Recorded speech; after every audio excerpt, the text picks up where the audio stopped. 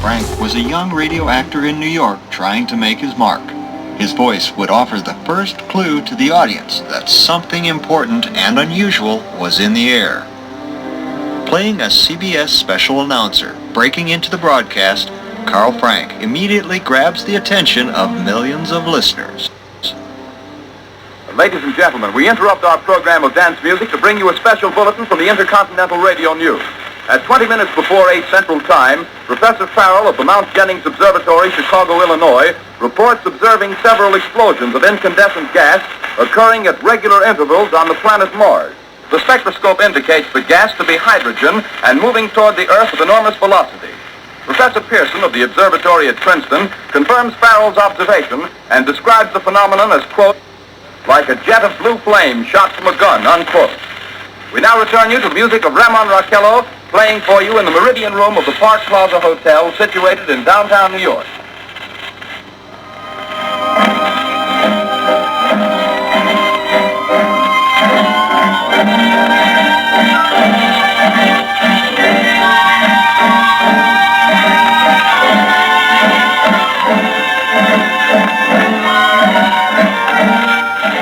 Special bulletins interrupting radio programs were all too familiar to American audiences of the time. They were a common sign of important and often disastrous breaking news. A reminder of the tension around the world in the 1930s. So the Sunday night listeners are anxious for more information, as once again actor Carl Frank's voice is heard. Ladies and gentlemen, following on the news given in our bulletin a moment ago, we are ready now to take you to the Princeton Observatory at Princeton, where Carl Phillips, our commentator, will interview Professor Richard Pearson, famous astronomer. We take you now to Princeton, New Jersey. At this point, the audience is introduced to a character whose voice should have been recognizable to them. Carl Phillips is being played by Frank Readick, known as one of the finest actors in New York radio. For several years, Readick was the distinctive voice of the Shadow, reading a story taken from the pages of Street and Smith's Detective magazine on the radio show Detective Hour until 1935. Although many actors played the part, including Orson Welles for a few episodes, the role really belonged to Readick with his trademark laugh. Oh no! What evil lurks in the hearts of men? The Shadow knows.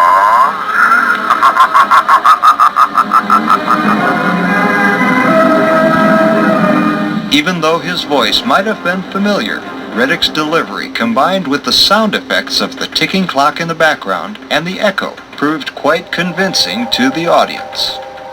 Good evening, ladies and gentlemen. I'm standing in a large semicircular room, pitch black except for an oblong split in the ceiling. Through this opening, I can see a sprinkling of stars that cast a kind of frosty glow over the intricate mechanism of the huge telescope. The ticking sound you hear is the vibration of the clockwork.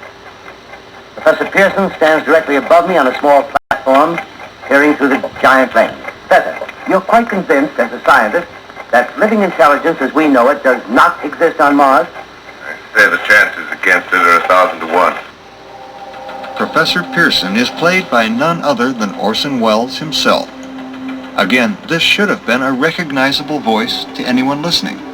They might have heard him as the Shadow on radio only a few weeks before. Or, of course, they might have heard him on this very show, the Mercury Theater, previously. But even at the young age of 23, Welles was very good at using his voice to convince the listener that what they were hearing was reality. And millions of those listening to the broadcast that night believed they were hearing an interview with a genuine astronomer, Professor Pearson. And yet, how do you account for these gas eruptions occurring on the surface of the planet at regular intervals? Phillips, I cannot account for it. Just a moment, ladies and gentlemen. Someone has just handed Professor Pearson a message. We are speaking to you from the observatory in Princeton, New Jersey. One moment, please. Professor Pearson has passed me a message which he has just received. Professor, may I read the message to the listening audience? Certainly. 9:15 p.m. Eastern Standard Time. Seismograph registered shock of almost earthquake intensity occurring within a radius of 20 miles of Princeton. Please investigate. Signed, Lloyd Gray, Chief of Astronomical Division. Unquote. Professor Pearson, Could this occurrence possibly have something to do with the disturbances observed on the planet Mars? Hardly, Mr. Phillips. This is probably a meteorite of unusual size, and its arrival at this particular time is merely a coincidence. However, we shall conduct a search as soon as daylight permits. Thank you, Professor. We are returning you now to our New York studio. Russians crippled 2 oil tankers in the Gulf of Oman on June 13th. The incident immediately heightened tensions between the U.S. and Iran and raised alarms about the security of a vital passageway for a third of the world's petroleum. The U.S. blamed Iran for unprovoked attacks on the ships. Present a clear threat. Iran said American officials were warmongering. The main evidence the U.S. has presented to the public to support its claim are these photos and this surveillance footage taken several hours after the attack on one of the tankers. The footage has significant gaps, cuts out at key moments, and zooms in and out. It does not depict a single sequence of events, or an explosive being planted. Days later, the U.S. released new images to back up its claim. They don't show definitively who is responsible for the attacks. But here's what the images do show us. First, the tanker. We can confirm that this tanker, the Kokuka Courageous, is the same ship that was approached by the Iranian vessel. These distinctive features match. And shipping data confirms it was 20 miles off the coast of Iran when it was attacked. Next, the patrol boat, which does appear to be Iranian. It matches the model and dimensions of patrol boats used by the Islamic Revolutionary Guards Corps Navy. The chevron pattern on the bow of the boat matches.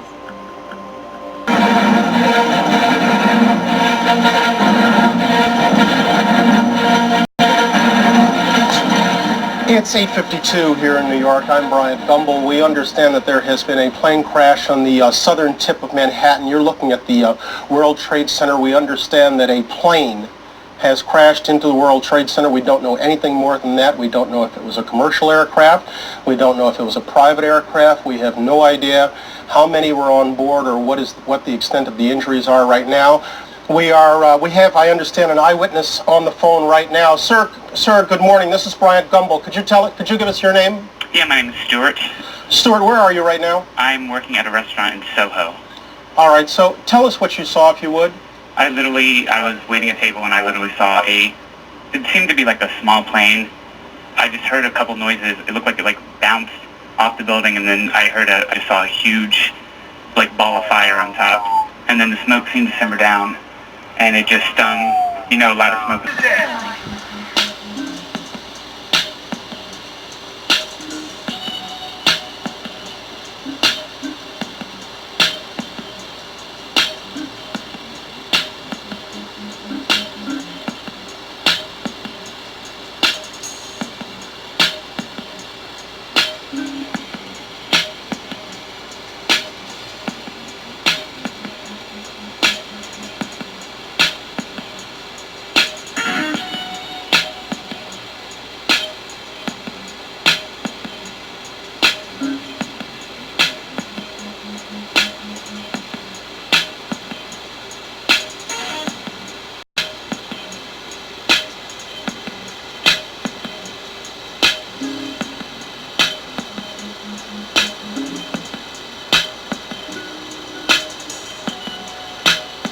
The new visitor center is named Emancipation Hall in that recognition.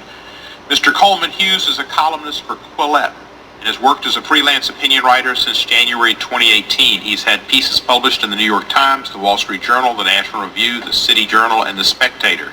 He's studying philosophy at Columbia University, and we appreciate your attendance, and you're recognized for 5 minutes, sir. Thank you, Chairman Cohen, Ranking Member Johnson, and members of the committee. It's an honor to testify on a topic as important as this one.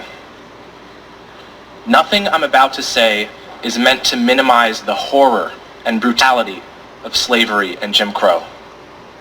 Racism is a bloody stain on this country's history. And his regime will stop at nothing until something stops him. Powell argued Iraq is deceiving the weapons inspectors. This was a typical American show, complete with stunts and special effects.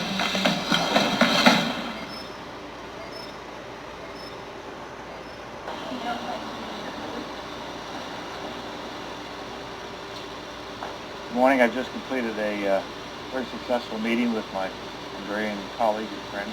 I think it is clear that this was a regime that had not given up, had not abandoned, had not declared honestly to the United Nations what they were doing, and he is slowly uncovering it. It's one thing to talk about intelligence reports, another thing to talk about false declarations. Now we have people on the ground who are pulling it up, witness by witness, program by program, document by document, and as Mr. Kay said, Dr. Kay said, there's a lot more work to be done. We look forward to his future reports. See how black people get caught up in white folks' mischief. But Colin Powell, the brothers let him slide because it was Iraq that was getting set up.